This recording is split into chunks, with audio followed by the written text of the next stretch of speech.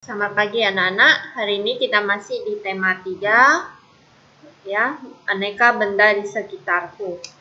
Jadi hari ini kita masuk ke subtema 2. Pada subtema 2 ini kita akan belajar tentang perilaku terpuji dan hidup sederhana. Nah, perilaku atau perilaku itu sama ya. Nah, perilaku terpuji itu adalah perilaku yang baik dan tidak merugikan orang lain. Perilaku terpuji mencerminkan pengamalan sila Pancasila. Nah, berikut ini contoh perilaku terpuji. Yang pertama, menolong orang lain yang membutuhkan. Yang kedua, mengikuti kegiatan gotong royong. Yang ketiga, saling menghormati antar umat beragama. Yang keempat, membela kebenaran dan keadilan. Kemudian, hidup sederhana. Hidup sederhana adalah hidup yang sesuai kebutuhan dan tidak berlebihan dalam menggunakan harta. Contoh hidup sederhana yang pertama itu tidak boros, kedua tidak sombong, ketiga membelanjakan uang sesuai kebutuhan, yang keempat menerima sesuatu apa adanya. Kemudian kita lihat buku tema kita halaman 79, tema 3 ya, jangan salah ya. Halaman 79. Nosel akan membacakan cerita ini ya. Edo dan teman-teman berlatih memantulkan dan menangkap bola di sekolah. Ketika tengah asyik berlatih, tiba-tiba Udin terjatuh. Kakinya sakit dan tidak dapat berdiri.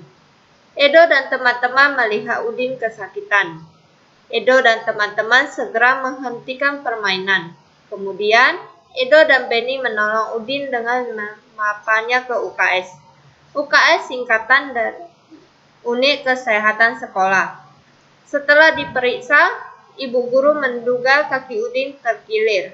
Oleh karena itu, kakinya perlu diperiksa dokter. Perbuatan Edo dan Benny menolong Udin sangat terpuji. Apakah kamu mempunyai pengalaman menolong teman atau orang lain? Kita lihat halaman 80 yang bagian ayo menulis. Nah, dia bilang, kamu telah menyimak cerita temanmu. Cerita tentang pengalaman menolong orang lain. Mengapa kita perlu menolong orang lain? Nah, coba tuliskan alasanmu. Mengapa kita perlu menolong orang lain? Nah, kita harus menolong orang lain karena pada dasarnya manusia tidak bisa hidup sendirian. Manusia membutuhkan manusia yang lainnya. Tolong-menolong juga menumbuhkan kerukunan antara sesama manusia. Kemudian kita lanjut halaman 92. Katanya, bacalah wacana di bawah ini. Warga kampung tempat Siti tinggal sedang gotong royong. Mereka sedang menyiapkan lahan untuk bermain anak-anak. Setiap warga membantu dengan caranya masing-masing. Bapak-bapak membantu membersihkan lahan, ada yang membantu tenaga, ada yang membantu menyediakan bahan-bahan yang diperlukan, seperti pasir, semen, cat, dan lainnya. Ibu-ibu dan anak-anak juga tidak mau kalah. Ibu-ibu menyiapkan makanan dan minuman kecil. Anak-anak membantu membawakan makanan dan minuman. Lahan tempat bermain dapat diselesaikan dengan cepat. Anak-anak bergembira karena anak-anak dapat bermain di lapangan. Nah, kita buka halaman 93.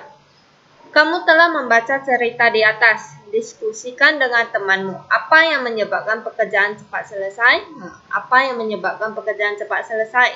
Katanya sebutkan 3. Apa saja?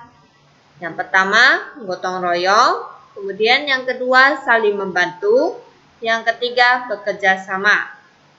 Nah, kamu telah mengetahui kegiatan gotong royong. Tuliskan contoh kegiatan tersebut. Nah, kita lihat.